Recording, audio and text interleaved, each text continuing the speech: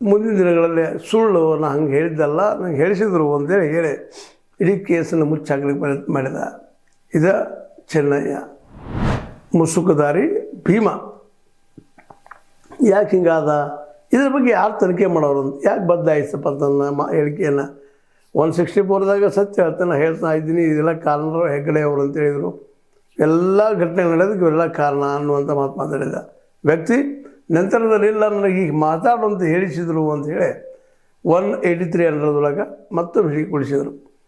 ಸ್ವತಂತ್ರವಾದ ಮೀಡಿಯಾಗೆ ಬೇಕಾಗಿರುವುದು ಸ್ವತಂತ್ರ ಧ್ವನಿ. ಆ ಸ್ವತಂತ್ರ ಧ್ವನಿ ಉಳಿಸಲು ನೀವು ಮಾಡಬೇಕಾದದ್ದು ಇಷ್ಟೇ. ಅದೇನಪ್ಪಾ ಅಂತಂತಂದ್ರೆ ನಿಮ್ಮ ಕೈಲಾದಷ್ಟು ಸಹಾಯ ಈ ಚಾನಲ್ಗೆ ಮಾಡಿ ಹಾಗೂ ನಿಮ್ಮ ಧ್ವನಿಯನ್ನು ಕಾಪಾಡಿಕೊಳ್ಳಿ. ಅಂದ್ರೆ ಇಲ್ಲಿ ಸಾಕ್ಷಿ ಹೇಳೋ ಸಹಿತ ಈ ದೇಶಕ್ಕೆ ಕಷ್ಟ ಅಂತ, ನೋಡಿದ್ದನ್ನು ಕಂಡಿದ್ದನ್ನು ಅನುಭವಿಸಿದ್ದನ್ನು ಹೇಳುವ ಹಾಗಿಲ್ಲ.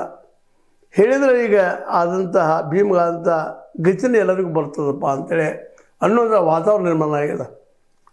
ಇವೊಬ್ಬ ಸಾಮಾನ್ಯ ಜನರ ವಿರುದ್ಧವಾಗಿ ಸಾಕ್ಷಿ ಹೇಳ್ಬೋದು, ಅದರ ಬಲಿಷ್ಠ ವ್ಯವಸ್ಥೆ ಜೊತೆಗೆ ಬೆಳೆದಂಥ ವ್ಯವಸ್ಥೆ ಜೊತೆಗೆ ನೀವು ಸಾಕ್ಷಿ ಹೇಳಿಕೊಟ್ರ ಪರಿಸ್ಥಿತಿ ನಮ್ಮ ಏನಪ್ಪ ಭೀಮನ ಪರಿಸ್ಥಿತಿ ನಂತರ ಚೆನ್ನಯ್ಯ ಆದಾಗ ಏನಾಯಿತು, ಅದು ಹೊಡೆತ ಯಾವ ರೀತಿ ಅನ್ನೋದು ಬಂತು, ಏನು ಬಂತು, ಏನು ಅನ್ನಿಸ್ಕೊಳ್ಬಾರ್ದೆಲ್ಲ ಅನ್ನಿಸ್ಕೊಳ್ಳುವಂಥ ಭಾಷಾ ಪ್ರಯೋಗ ಆಯಿತು.